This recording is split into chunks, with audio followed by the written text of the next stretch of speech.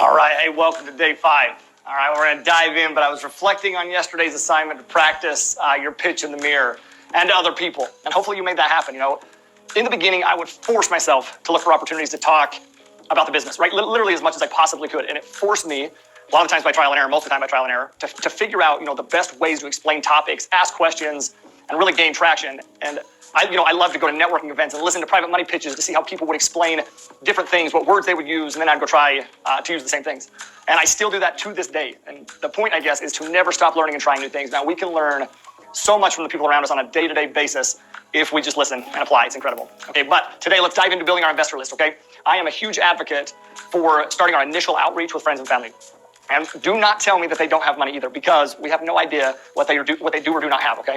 And I'm serious about that. I've had people reach out to me and ask questions about investing after they saw a post or something that I would have never thought to initially reach out to. The reality is, these people already know us and they trust us, and at the very least are probably interested in what we're working on, okay? And if they are interested, awesome. If they're not, no worries, okay? Remember, we're not trying to convince someone or ask someone for money. We are providing opportunities, right? So the most common fears or comments, I guess, that I've had when I teach people is, what if they ask a question? Number one, what if they ask a question I don't know the answer to? And I gotta be clear, quit running from this, okay? You will absolutely be asked a question that you do not know the answer to. It still happens to me to this day. So first, we tell them that we don't know the answer. Just embrace it. And then we go find the answer and get back to them with it as soon as possible, which is really what they want to see. And boom, now you know it for next time, okay? The other one is, no one will want to invest with me, if I don't have a track record, a credible track record. Let's be honest, you're probably right? Who would you rather invest with? Somebody who's new or who has a track record? That's why we need to get into a deal ASAP. That's the reality, right? But the bigger issue is how we're approaching the problem. That's a statement, not a question. The proper mindset, the proper way to frame that, okay, is how can I establish credibility? We'll certainly talk about that. And, the email will help, but here's the reality. This business is going to force us to get out of our comfort zone.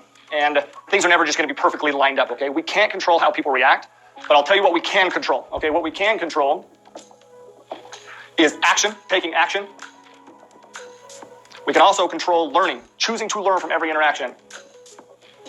And also executing, deciding to execute and implement at high speed, okay? All right, now that we have that out of the way, okay, let's build our list. We have to build our list. Now, your investor contact list. This will include contacts, right? Oops, there we go. Contacts, people that we know. Contacts made at networking events. Contacts, who may know somebody that would probably invest. Contacts that we know that would invest. Contacts who probably wouldn't invest but might know somebody. Friends and family members who would appreciate, some insight, staying informed on what we're doing.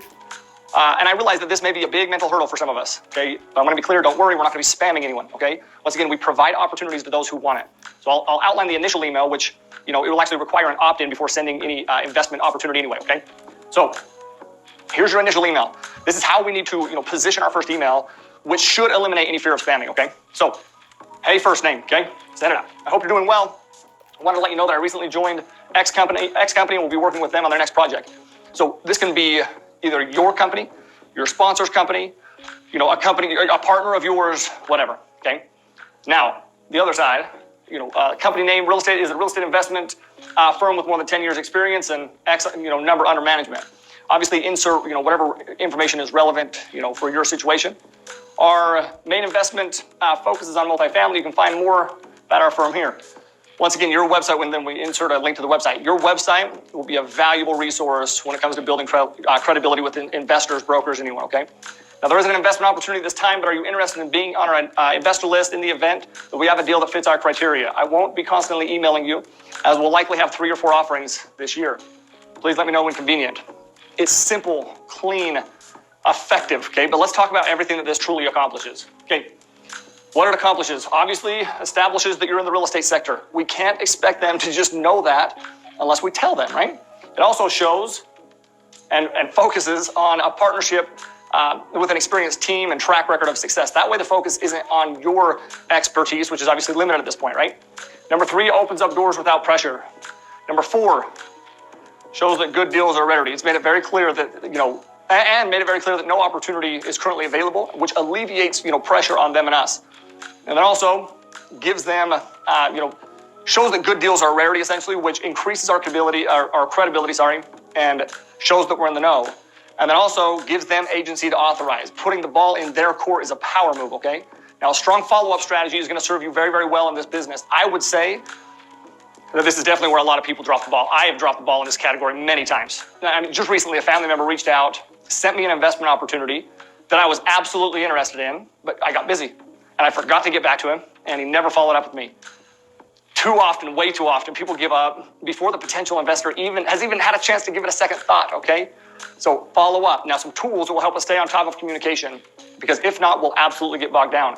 There's a number of CRMs out there that can help with this. Okay, you'll learn about those next week, actually. Pipedrive is a CRM, customer relationship management software. There's a great resource, okay? One that can certainly help us, manage our investors. So for example, okay, let's say that I send the initial email, right, and the investor hasn't replied. Pipedrive and these other CRMs will automatically send the investor a follow-up email, that looks something like this, right? Hope you're doing well, wanted to follow up on this topic. They can also track any email and calls, so we always know what's going on without having to try to remember on our own, which I promise you is not going to happen. And let's say we don't get a property under contract right away. One thing I want to make clear is we still need to make sure that we're connecting with our investors on a regular basis. I would suggest, touching base at least every couple months on your progress. And that's even if it's, just to explain that, a certain deal didn't pencil out and why it didn't pencil out. Actually, that's actually an amazing way to establish some connection, gain credibility, because it demonstrates how rare it is to come across deals that meet our specific investment criteria.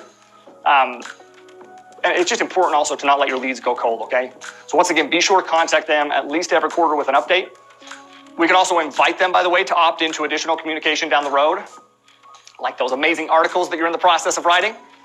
All right, so go out there, okay? Start diving in to creating your investor list. Write out any and every contact that you can think of. Structure the emails, the follow-up email, the initial email. Those resources are within your lesson here, and go make it happen, okay?